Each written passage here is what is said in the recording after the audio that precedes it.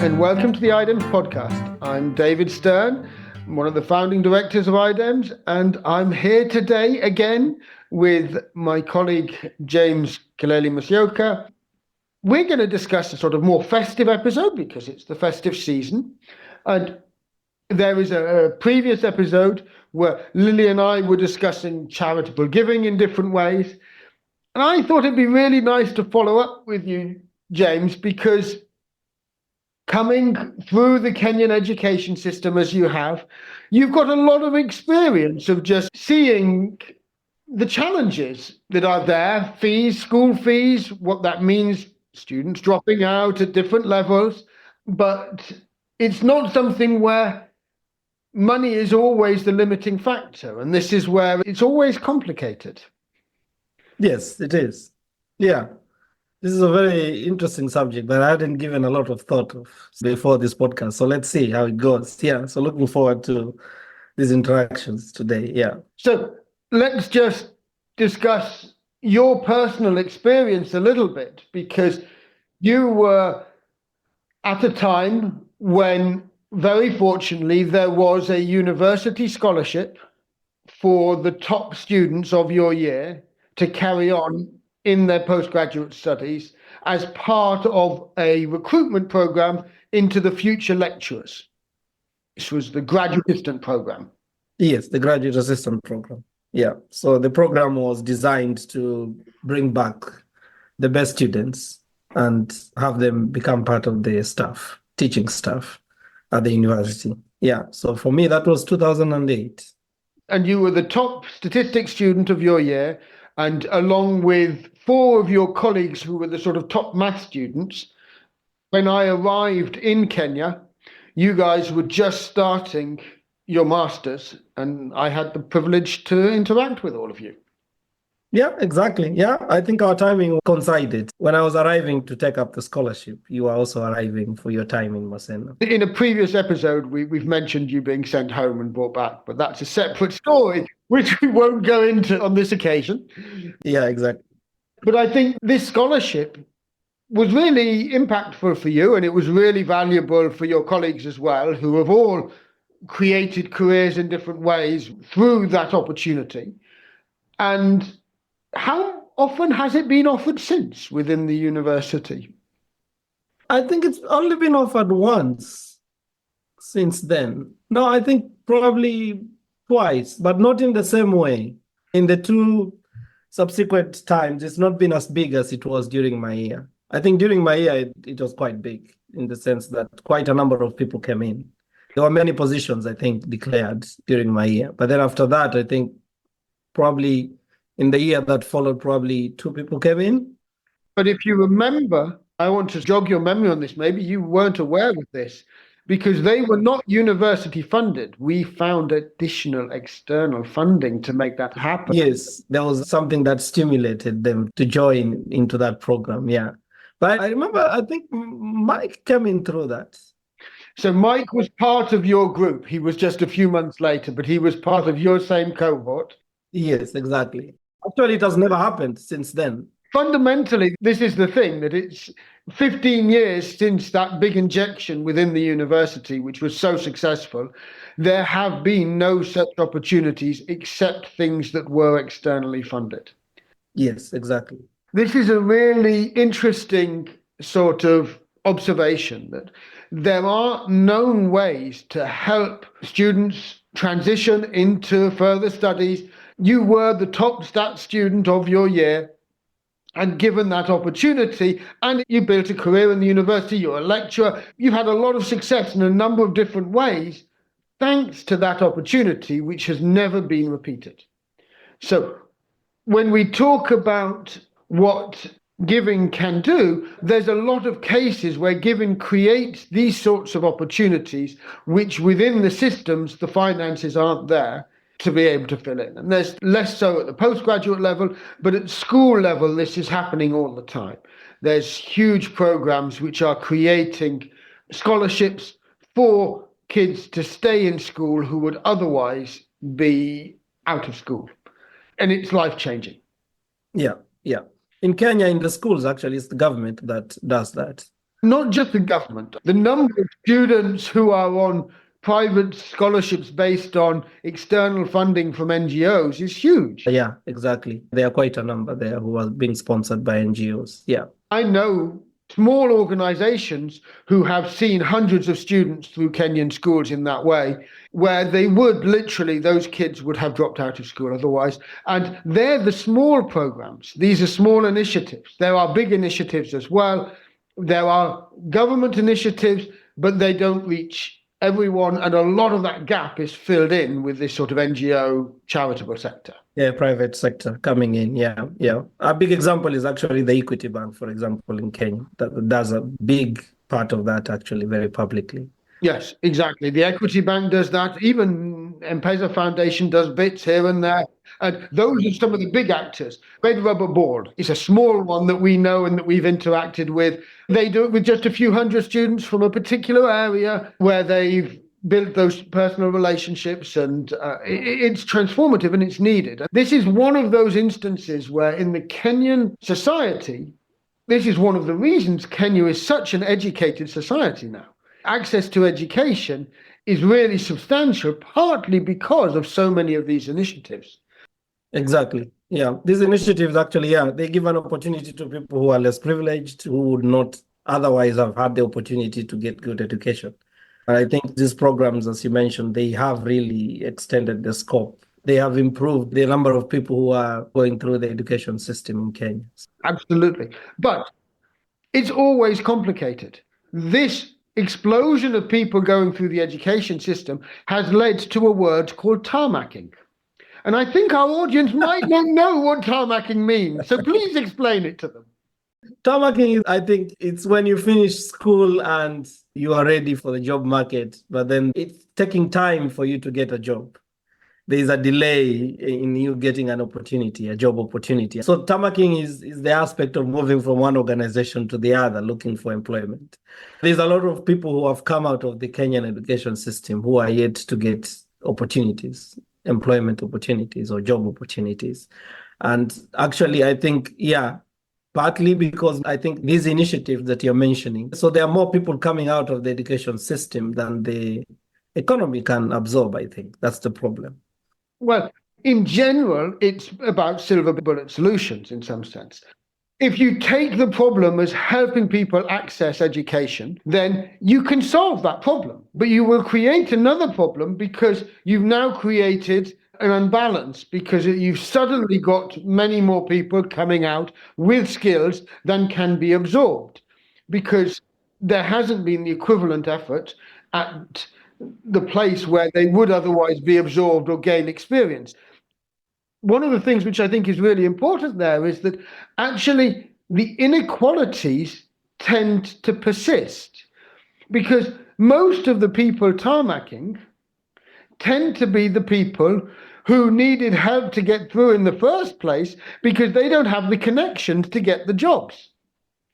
And so there's definitely this element which has been seen in the Kenyan context where some of those inequalities have persisted, that people who now have an education through support from outside or wherever they've got their education, without the right opportunities later, they now find themselves tarmacking because they don't have the connections to get their foot in the door to the job market.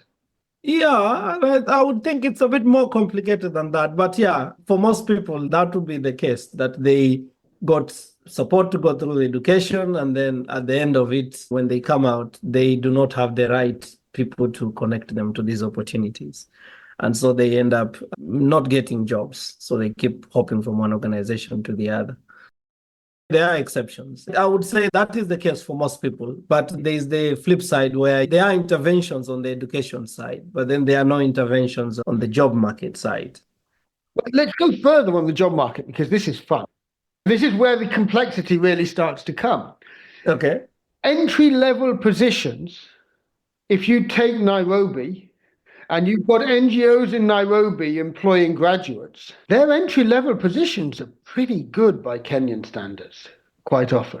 Because we've had this when we've tried to offer internships and different things, that people then compare them to the entry-level positions they could be getting in this highly competitive environment where you often need connections to get in. But, they offer sometimes 10 times as much as what a local going rate would be in a local school or something like this. That's true. For the NGOs, the entry-level positions are actually paying very well, but there are not many. So this brings us to this amazing contradiction, because actually the NGOs have often got in trouble because of the difference between their international salaries and their local salaries, which have pushed up the local salaries to be fairer. And by pushing them up, they're now imbalancing the local job market, where they're creating these few golden opportunities and a mass of unsatisfied people who can't access them. Because the local job market, if you go into a school and you get a board of governor job, that isn't well paid. Even government jobs, comparing them to the NGO jobs, there's a very huge discrepancy there. You mentioned that the NGOs would be employing local people and still paying them local salaries. That's the other thing.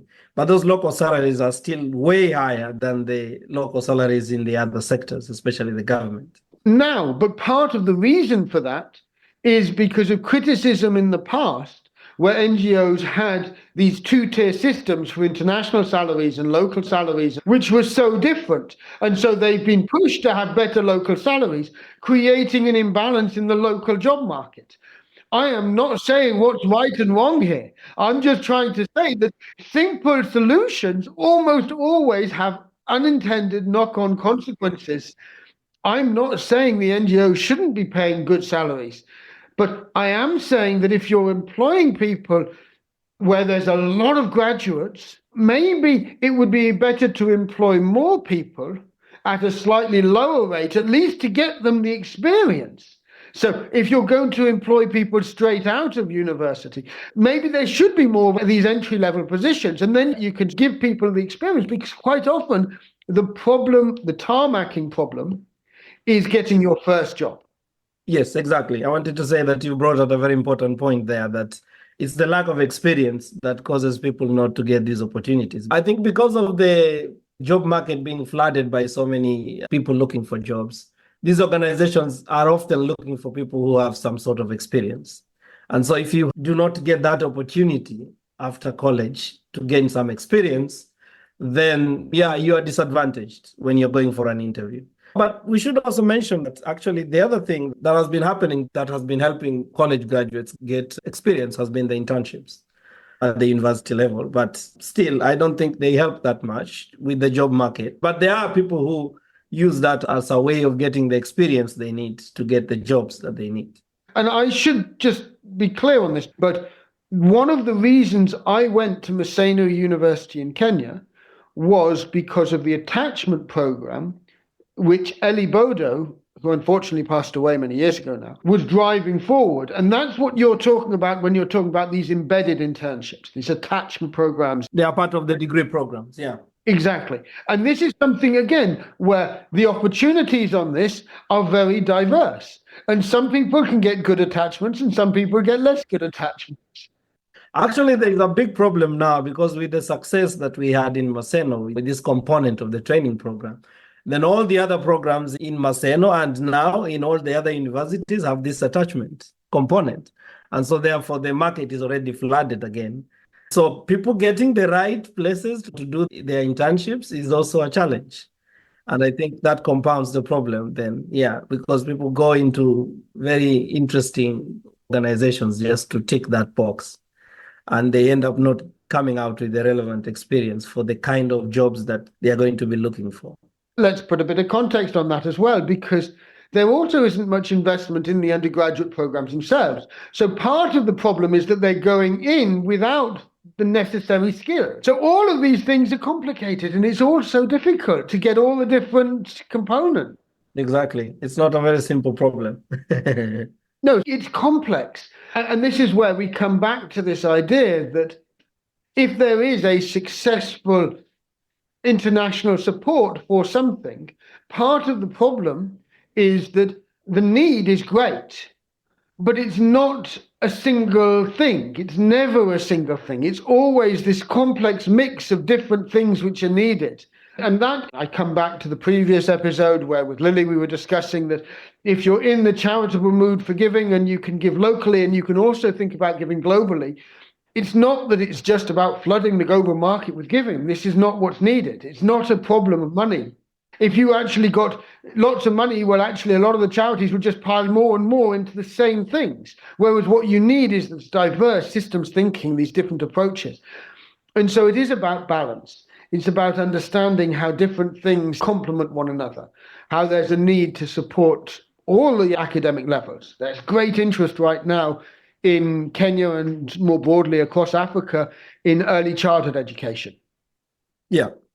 And this has become a hot topic. Yeah, exactly. And drawing back to your point that, it's not an issue about the money, but really thinking strategically how to give. I think something that has happened in Kenya recently that is related to that is with the HIV funding. So this is very different, but I think in the early years, the way the funding was done, there was a lot of duplication and a lot of organizations coming in just to dump the money. But what has happened now, I think, is what you're saying. Things have changed a little bit, and these charities and organizations are now thinking strategically.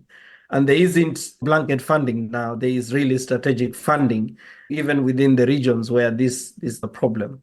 Now, I think in Kenya, you cannot find one or two organizations, more than one organization given funding for the same sort of, I think, in terms of HIV funding, I think the interventions are at different levels. I think what you're trying to say in terms of how the charities are now beginning to work in Kenya, in this area of HIV, I think I've seen a change.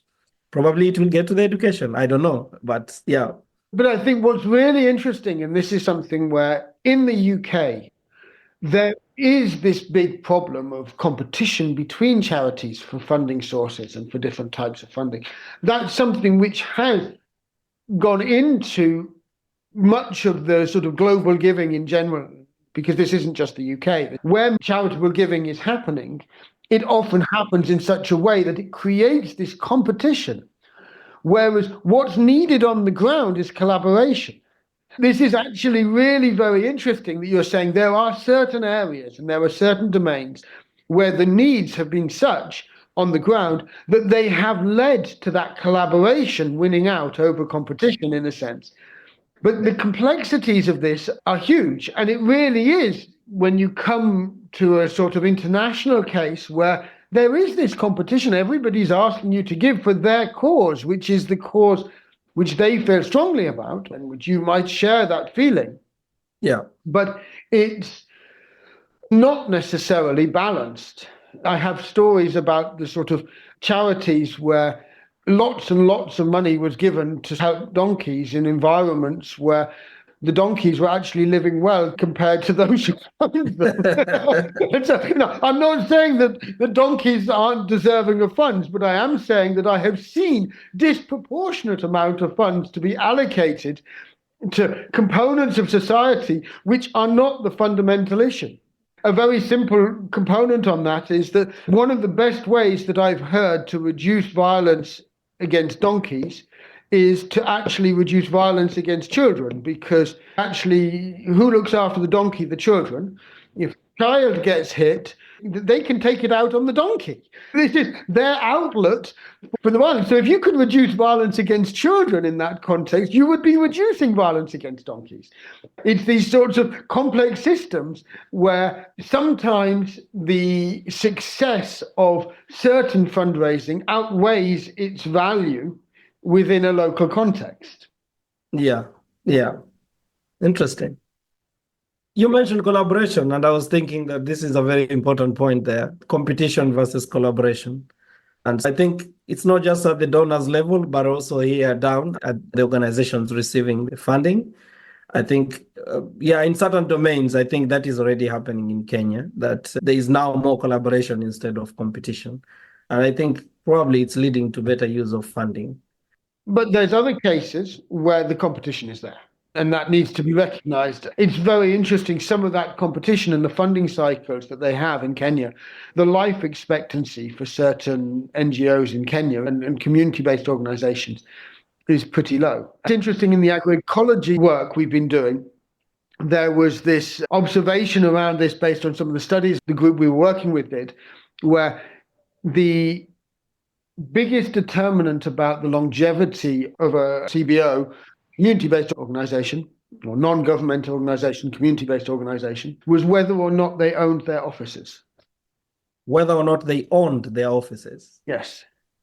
Aha, because when the funding cycles ends and they do not own those offices, then they close down. Then they can't afford the rent and so on. Whereas when they own the offices, then even if things aren't going well, they can survive the bad periods long enough to be able to rebuild when the good times come again in terms of these opportunities. And the fact that there are these sorts of very much ups and downs with funding for organizations, there's no core funding around really. And that's really what these small organizations need. And yet they get flooded with project money and then they have nothing and they need to somehow flatten that curve. And it's really hard. It is, yeah. And that's where apparently in the agroecology organizations, the biggest determinant was if they owned their offices, that was essentially flattening the curve a bit. When things went well, some of the money went into building up the office sort of space and all of this to improve their infrastructure and long-term financing. And when things weren't going well, they just survived on what they've got. But by owning the office space, that made all the difference. And it's really interesting to see this. What I'm not saying is that suddenly we should put all the money into sort of infrastructure for local organizations, because that's not the answer either. Yeah, exactly. It is about this collaborative approach, multifaceted, thinking differently. Yeah. So to come back to where we started, if we think about the opportunities that you started with at the postgraduate level, I long for the day when there is a real suite of opportunities from early childhood education right the way through education to PhD, which are coherent as a whole rather than individually thought of, like your HIV work, if you said, which is getting more collaborative. I long for the day where actually there is a coherent suite of interventions from early childhood through to sort of real high levels of education supporting sensible decisions all the way along. Yeah, it is possible in Kenya, but I think, yeah, it is possible, but it's challenging given the way the education sector is so disenfranchised. But it's something to look forward to. And it's something to work towards. Work towards, yeah, exactly. Yeah, exactly. This has been great. Any last thoughts you'd like to share? No, it's been a very interesting topic. Yeah. It's in the spirit of the festive season. It's about giving. It's about thinking about how we can contribute to others, but also how complicated it is. Yeah, thanks, David. Thank you.